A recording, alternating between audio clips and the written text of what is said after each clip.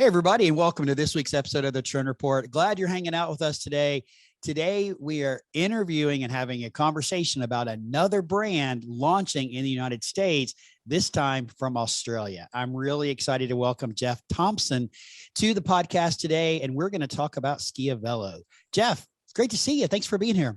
Sid, thanks for having me on. Really appreciate your voice in this industry and all the great things you've done, and certainly the smiles I get out of watching most of your interviews.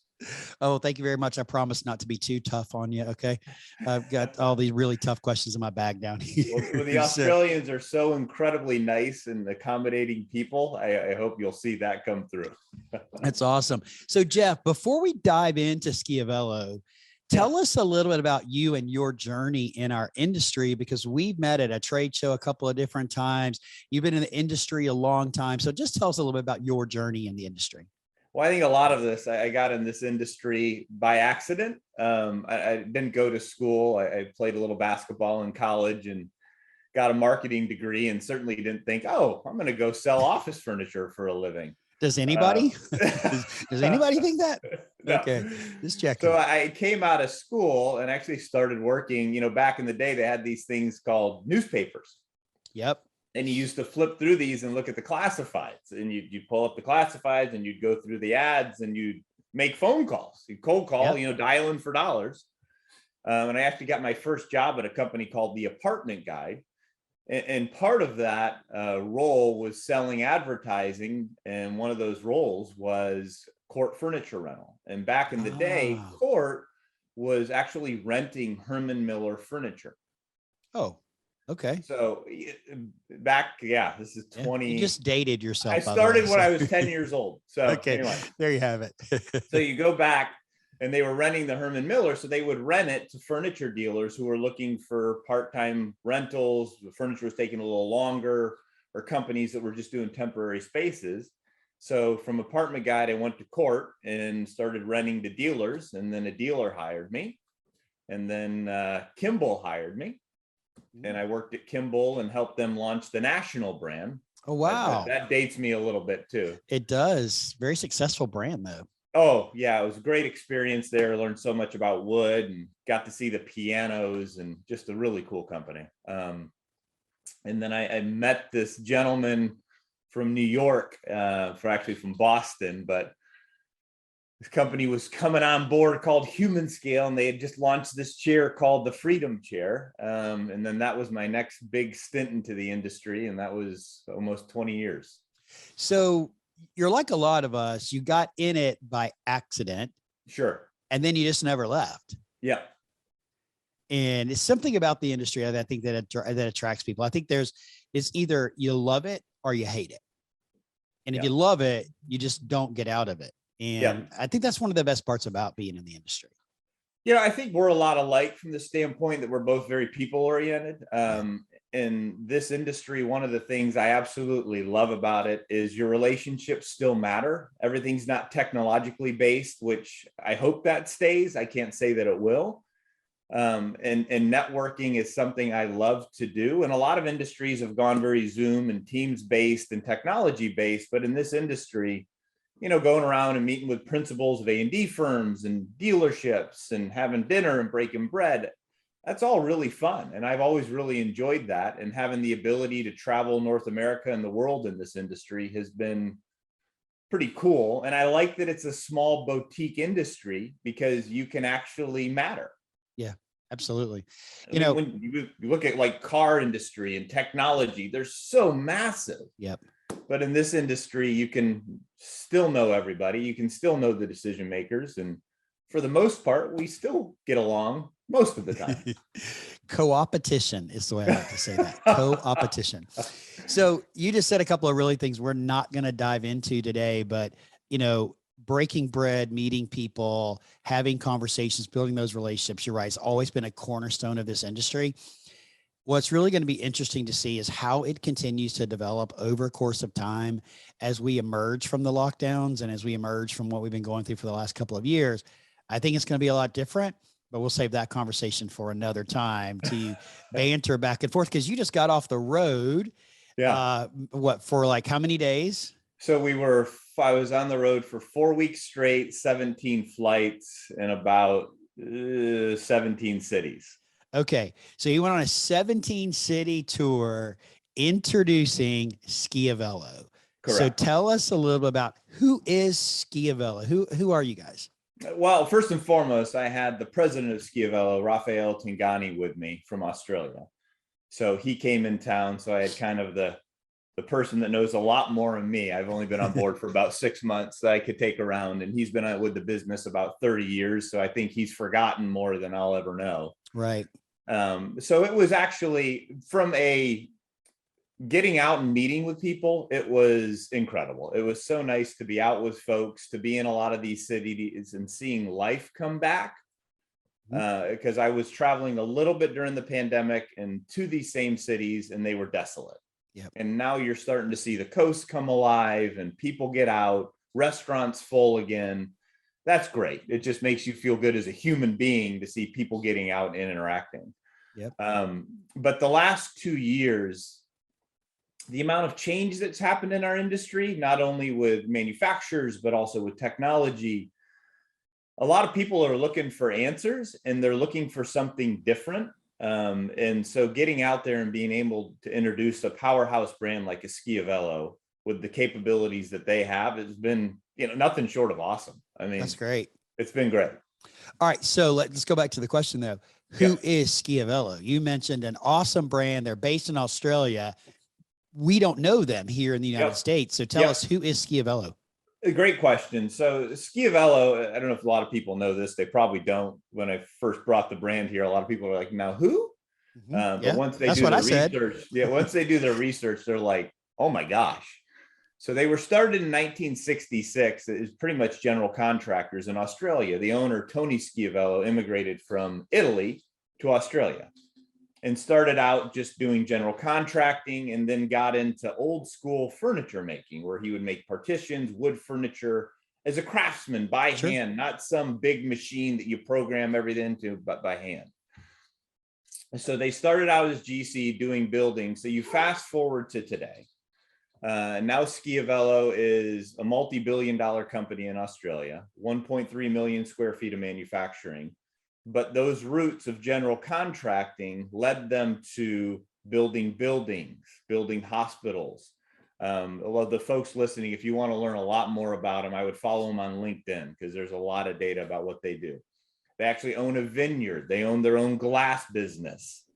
So they're quite a unique company. And what makes them different, and a lot of people don't know this about Australia, so I'll jump into this. Our model that we have here doesn't exist in Australia. So okay, hang on. So what you're saying is the model of manufacturer to independent rep to dealer to end user, that sales structure does not exist in Australia. Completely foreign in Australia. Okay. And what is their sales structure? Is it manufacturer straight to consumer? Exactly. Okay. So it's true B2B without all the steps. And they are the dealer there. So they have 8 offices throughout all the different states of Australia. Yep. So they got, just like any dealer would do, they have a design staff, they have a financial staff, operations staff at each of those offices. They do all the install work. They do the design work like a dealer would do. So Schiavello, for our industry, I think in North America, is uniquely positioned like no other manufacturers, because they can relate what it's like to build a building.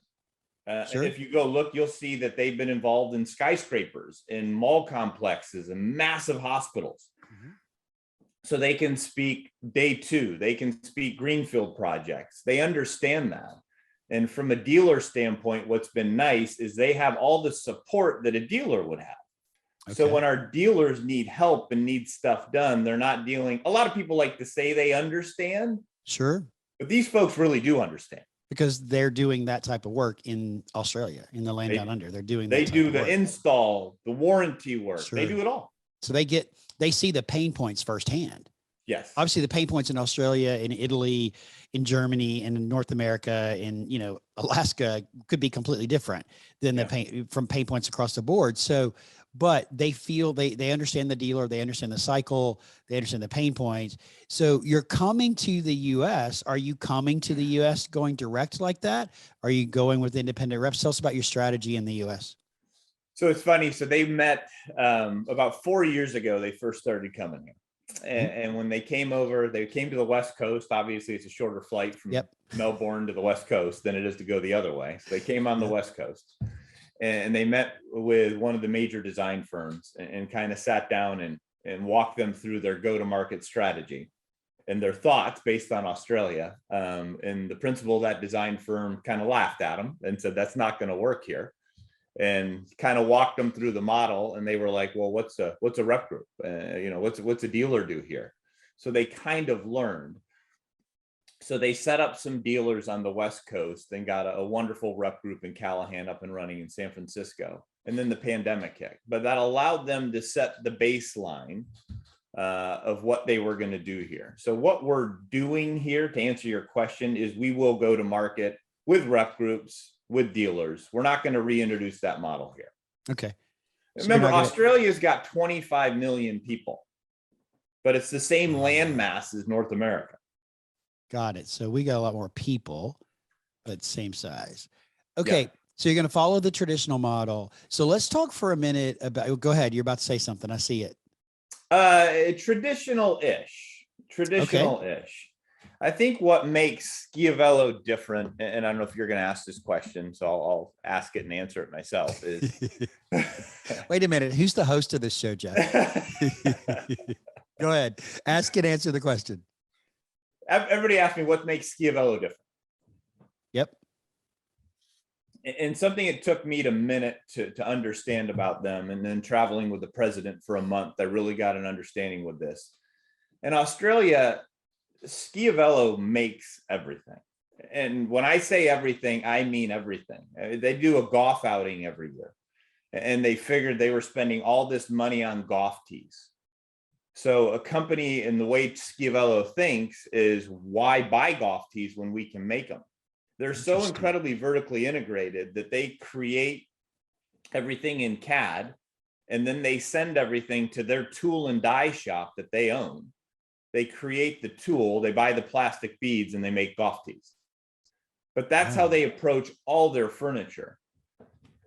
So what's been really unique, and you kind of asked this earlier, getting out into the market and talking about Schiavello, is the market of Australia is, because of that process, everything is just in time, and everything is what the customer wants. Okay. And if you look at our market, we got very big into economies of scale and making sure everything was silver, white, and black to maximize profits. Yep. And I always joke around, you had to put everybody into a price book.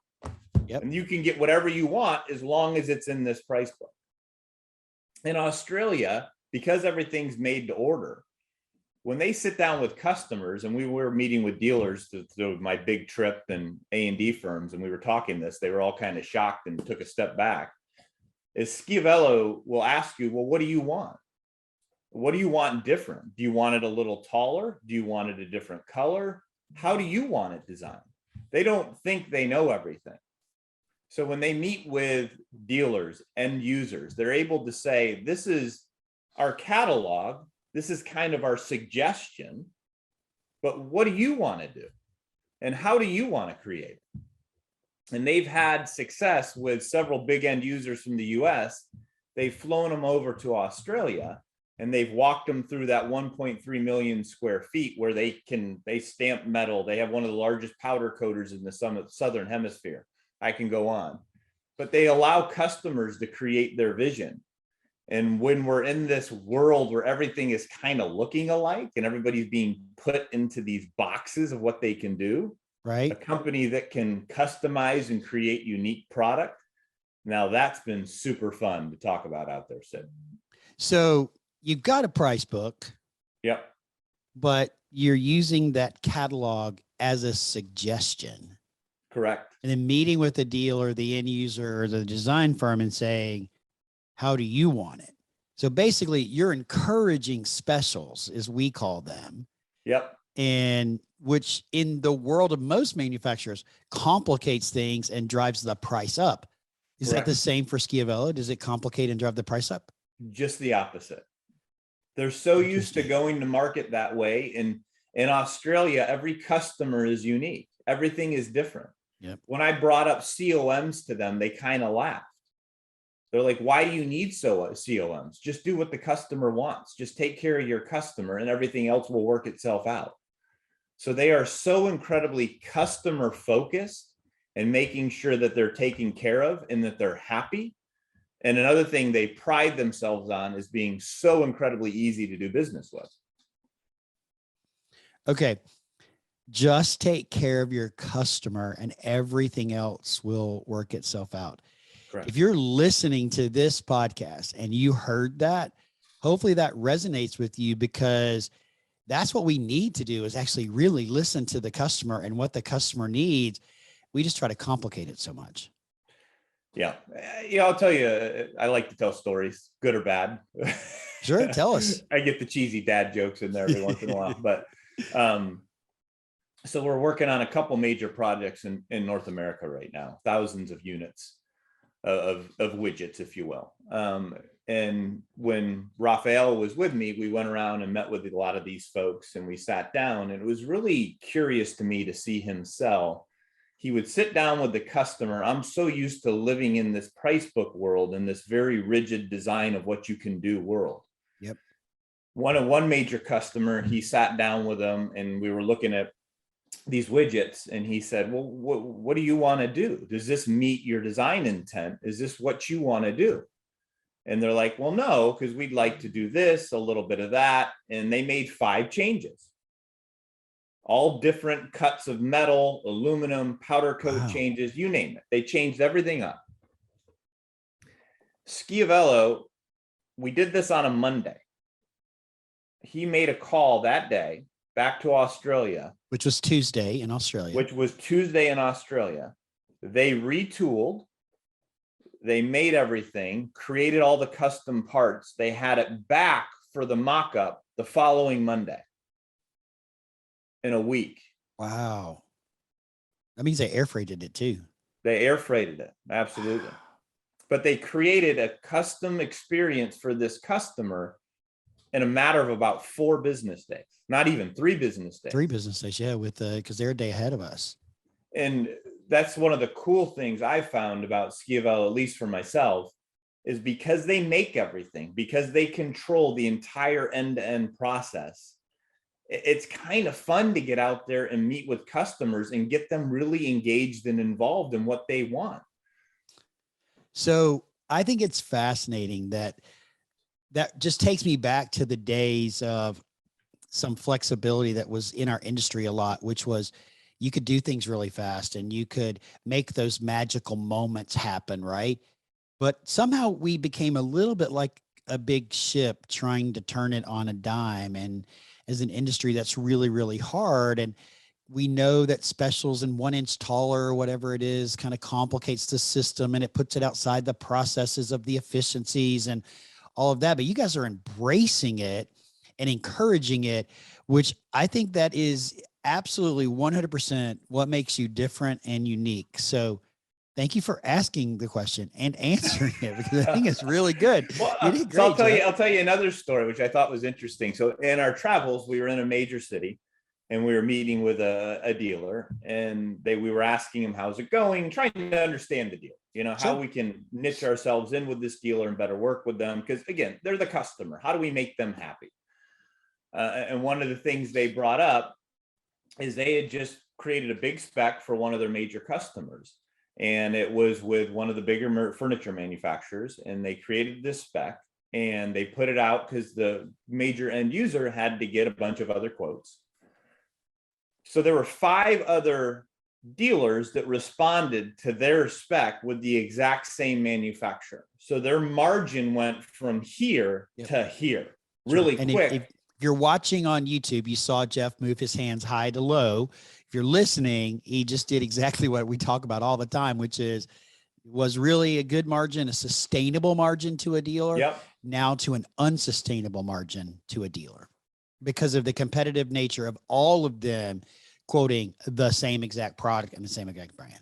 So they had the relationship, they did all the design work, the specification work, and now they're blessed with the ability to erode points of their margin away, complete margin erosion, just so everybody else can bid. Yep. Now I get competitive bidding. I embrace that and getting the best price. But what Schiavello has been able to do because of their unique manufacturing situation is, even with some of our major dealers, we're like, hey, why don't you change up the design for your end user? Make it unique and different, something nobody else can do. And then that becomes your product and your design. So we were letting some of these dealers, the ones that can tell the story and embrace this, do something different. Why does it have to be 60 inches? Why can't it be 57? Why can't it be 56.5? Oh, Jeff, you know that we could have an entire podcast about that one statement right there, right? You realize that? Yeah. Because what you're just describing is something I've been an advocate for years. Break the rules. Yeah. Break the rules. If you follow the rules, low price wins. Yeah. Sometimes. But if you follow listen, Jeff, I've been involved in so many projects like this where the dealer like, no, the design firm's involved and they said we needed this, and this, and we've got to make it, and we've got to do it. And if we do it, we're going to be successful. Low price is going to win. Work hard. I mean, whether I was at a major brand, because I was at a top 4 brand one time for several years, to a smaller brand, it was always the same thing. And I could tell you, I could name them. The projects that we lost because we followed the rules and the winner broke the rules. Yep. Well, when we chatted previous to this, you talked about how are you going to disrupt, right? How are you going to do things differently? And I don't know then that I knew the answer I knew now, Sure. But having Raphael out in the marketplace and hearing him tell the story and just his mindset, it's been really fun. It's unique and it's different, and it's giving people that a bit. Even when you meet with an A&D firm, right? They're so used to what they've been told they can't do. Yep. And saying to them, what's your vision? What do you want to do? Mm-hmm. And letting them sketch stuff out on a napkin and then creating the product for them. Yep. So you're creating more complexity, which is fine because our industry thrives on complexity. So, but I also think, let's go back for just a second about breaking the rules, right? Yep. What you really got to do, especially in today's world, we all know how competitive it is today versus how competitive it was in 2019.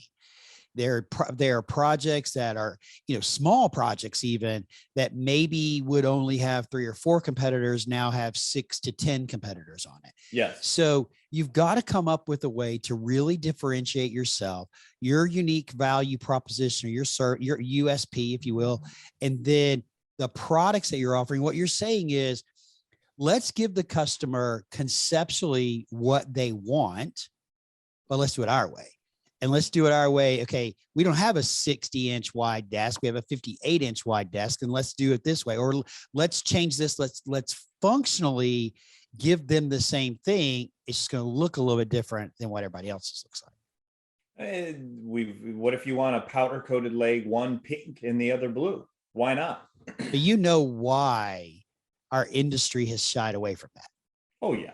So tell me, let's see if we agree on this. Why has our industry shied away from that? Because if you can buy, in my view of it, in my experience, if you can buy controlled colors in massive amounts, your margin goes up. It's a lot more profitable to do it. It's economies of scale. Whose right? margin goes up? Yes. Whose margin? That's the question. Manufacturer's margin. What happens to the dealer? It's the dealer same margin goes down, right? Yeah. So, well, for me, I think part of the reason that I think we get so much, or have in the past gotten so much pushback from people about breaking the rules or bending the rules, or your dog that's good. Don't worry about it. Don't worry about it. You're working at home. I'm working at home. I've got 2 really good office assistants. Really good. Yeah, that's right. My coworkers is what I call them. They're still not getting me coffee though. I'm still working on that. Oh my goodness. But going back to what I was saying is that part of the reason I don't think we want to embrace this breaking the rules is we have a fear around making the design firm mad. Yeah. And if we make the design firm mad and we don't do exactly what they said, then they're not going to invite us back. But I will turn that around and say, what if you showed them something and you showed them what was possible when you didn't have constraints of standard sizes or standard finishes or standard options around it? What if you showed them, look at what is possible and the dialogue that it could create, not just with the design firm, but with the end user customer as well? Yeah. That is a powerful position in the marketplace. And we've talked a lot about the company. You mentioned, I think, a multi-billion-dollar company, 1.3 million square feet of manufacturing space. I was tooling around on the website while you were talking. The building is beautiful. We're going to be sure that we drop the links to the website in the show notes so you can go check it out. But let's talk for a minute about what kind of products do you make? You talked about vertically integrated and golf tees, but from a furniture perspective, what categories do you hit? So in Australia, Schiavello would be what we would consider here pretty much several of the main lines combined. I mean, So they one of are the top major, four with their product categories. one of the top four with their product categories in Australia. Okay. So they do full buildings. You got to think they literally build the building and then they furnish it. So they do that. They actually are a construction company in Australia. They're a general contractor. Okay. They'll get tier one builders to do the steel and the concrete. And they work with the A&D firms, but if you go look at them on LinkedIn, you will see the schools they've built and furnished, the hospitals they've built and then furnished those. So they're truly an end-to-end. It's kind of unique that you have a company that's, everybody's got those glamour shots of people putting the shovel in the dirt. Yep. And then they're walking out as the employees are walking in. I don't know anybody that does that. Okay. So really holistically beginning to end. So you've got corporate, you've got education, and you've got healthcare products. And so I assume that also would then include workstations and meeting tables and collaborative furniture and task seating. And so you pretty much got it all. Pretty much got it all. Correct. Okay. Yep. So awesome. The one area we're not going to get into huge here in the US, I can tell you, is going to be task seating. So it's already a really saturated market for sure. Right. Okay. But the reason I even knew about Schiavello, something you might ask, is Human Scale, the old company I had 18, almost 20 years, wonderful experience at and learned so much from, is Schiavello and Human Scale have a wonderful relationship in Australia. And if you go on the Schiavello website, you will see all Human Scale's task seating because they sell quite a good amount of Human Scale task seating in Australia. So that's great that you're able to have that partnership in Australia and understand that it could actually carry over into the United States as well. Yeah, I don't think we're not, obviously Human Scale's got a very different distribution model in the US. So we just work with them in Australia, so we won't hear. But that gave me that relationship with Schiavello from Human Scale. So that's how we knew about each other. So I thought that was an important point to throw in there. That's how we knew of each other, is because we're such good partners in Australia. So you've done a great job at sitting in my seat and asking yourself questions and answering them. So, I got to get back into the groove here. People are taking my seat too much. But let me ask you this, Jeff, from a perspective, the US is a really big market. North America is a really big market. It's obviously not what it once was, but it certainly is a really big market. We see a lot of companies in Europe trying to make their way into the United States. Why did Schiavello want to come to the US and start positioning its products in the United States? What was the drive to say, let's go to the United States? That's actually a two-part answer. So I'll answer it. The first way was they do a lot of business with the big global companies that we would all know. Okay. And so we have standards with them in Australia, which have bled over to North America. Number one. Okay. Number two, when they started researching and looking at the model in North America, and they looked at their model in Australia, and they look at their vertical, this goes back to the vertical manufacturing capabilities.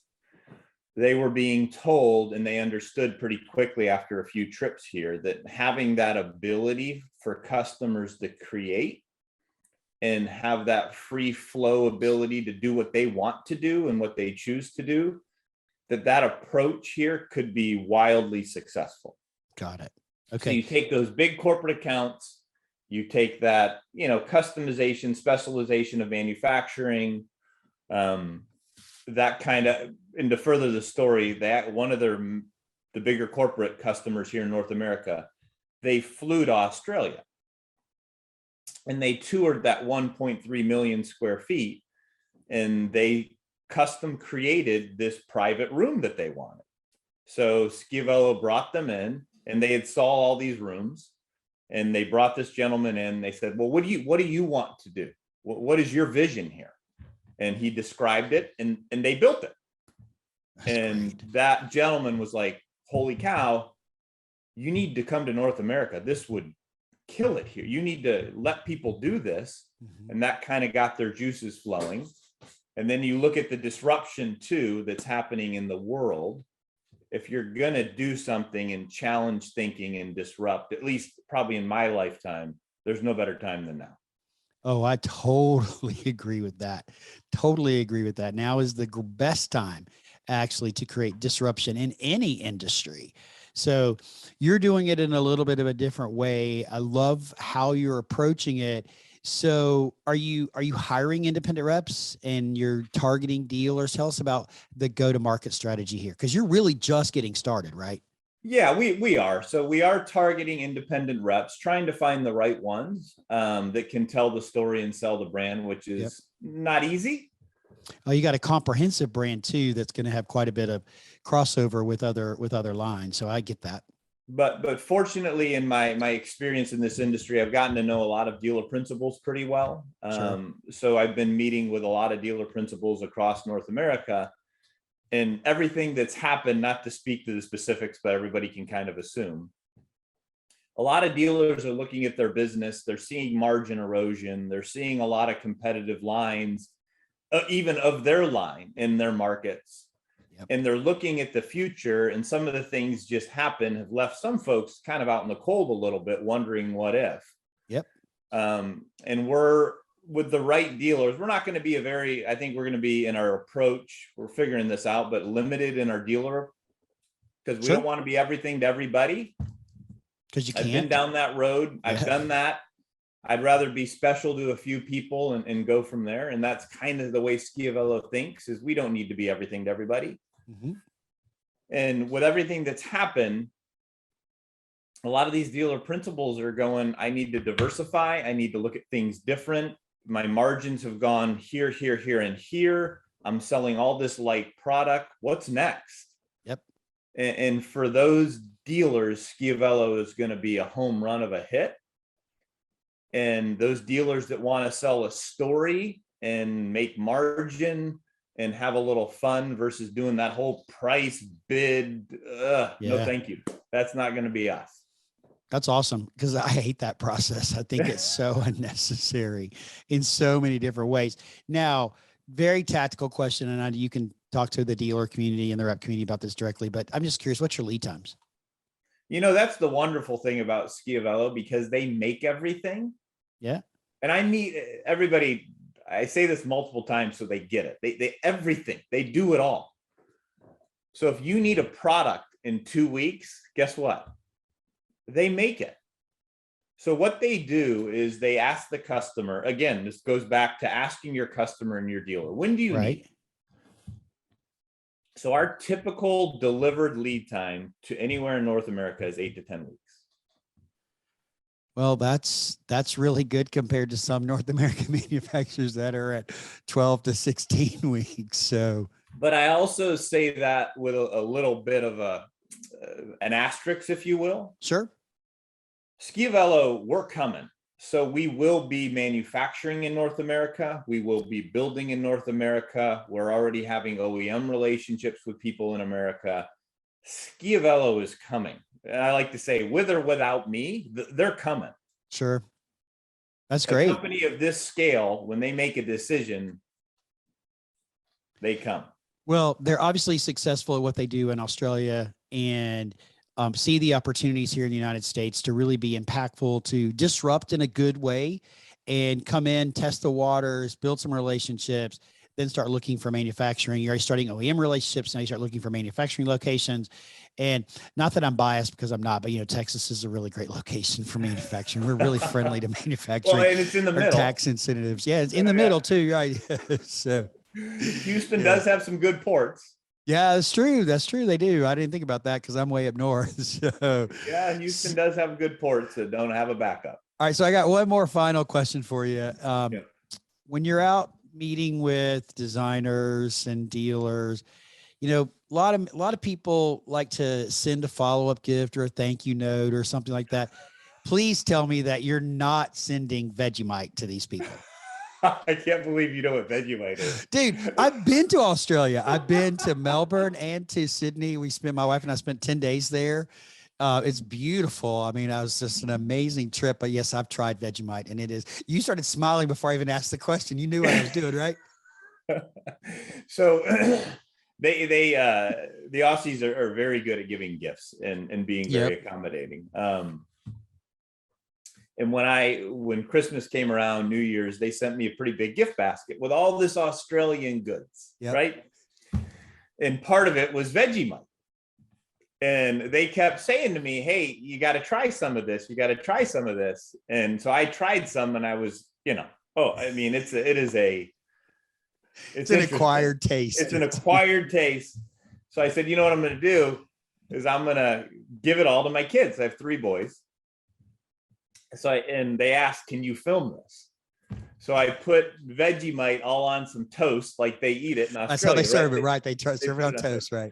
It's basically like butter to them. My oldest son, who has got a palate where he likes everything from sushi to, I mean, he likes anything, right? Yep. He likes spicy foods. He ate it and he's like, oh, it's okay. And my other 2, I filmed them putting it in their mouth and both going, and running over to the garbage can. That's great. So needless to say, designers that are listening, you're not going to get a Vegemite gift from Schiavello.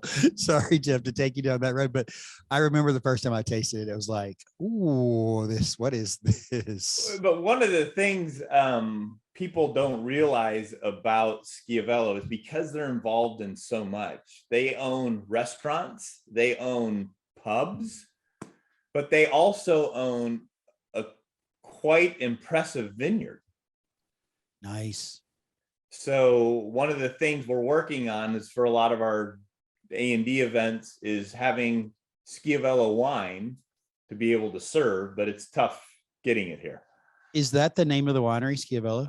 No, the winery is called, I'm going to brutalize this, Schiavello, which is Gioiello. Right. Okay. So I'll get that from you later. Cause is the winery in the Melbourne region? It is. Yes. Yeah. Okay.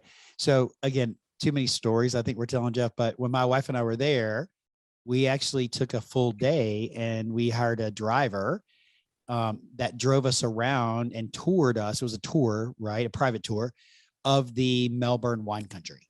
I could not tell you all the places that we went, but I have been through the Melbourne wine country. And in fact, I believe it's on my website page on the About Sid section. There's a thing that says I love to travel. And there's a picture of my wife and I standing in front of a sign that says kangaroo crossing. Oh, because I thought that was great. We have cattle crossing signs and deer crossing signs here, but thought, how many times in my life am I actually going to see a sign that says kangaroo crossing? So that's great. Well, Jeff, I'm super excited for you and this brand. The products are beautiful. Again, we'll drop the link to the website there. I'm sure you're going to get some pings of people wanting to learn more from the dealer world, as well as from the manufacturing world, from the rep world. If they want to reach out to you and get in touch with you, Jeff, what's the best way for them to do that?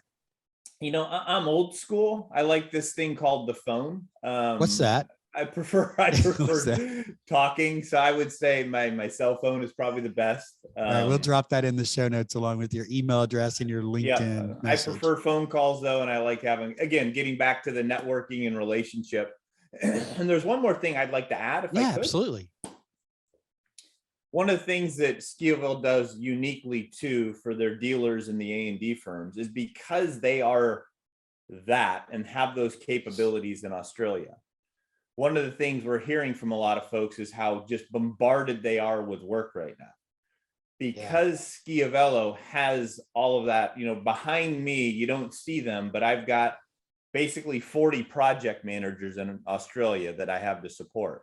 So any of our dealers and A&D firms, you have drawings, you have specifications. Schiavello will do all the work. All That's you have to great. do is send us that stuff. And you talk about margin erosion and people not being able to complete tasks. Schiavello, when they get behind you, they do it all. All you have to do is give us what you need. And same thing with our rep groups. We do all the work. We want them selling. We want our dealers selling. We want our A&D firms meeting with customers, and we want our rep groups with selling. We'll do the rest of it. Go sell, go meet with folks, get it in the marketplace, and we'll do the work. That's actually awesome, because we know, as we think about what's going on, and especially in the United States today, we do have a labor shortage. Yes. We have a labor shortage. I mean, I cannot tell you the number of people that reach out to me saying, can you help me find a designer to do this, or help me find a project manager to do this? So you're actually helping the dealer fill in resources that they're struggling to fill at the moment. And that's great, because I do believe this is also a trend that we're going to see happen, is that dealers are going to rely on and encourage their brand partners to do exactly what you're doing, which is support them through drawing tools, technology, specifications, and things of that nature. Yes.